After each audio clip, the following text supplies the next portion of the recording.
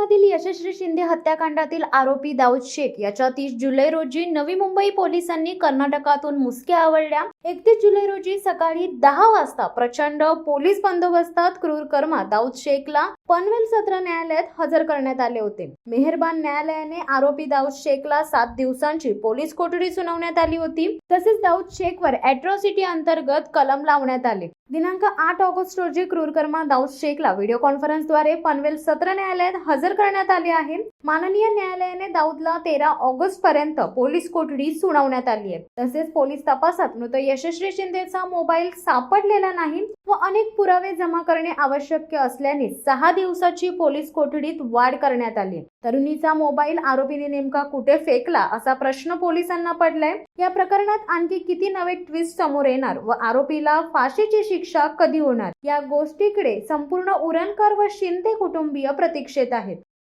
शिवसत्ता टाइम्ससाठी Pravin Patil, Uran.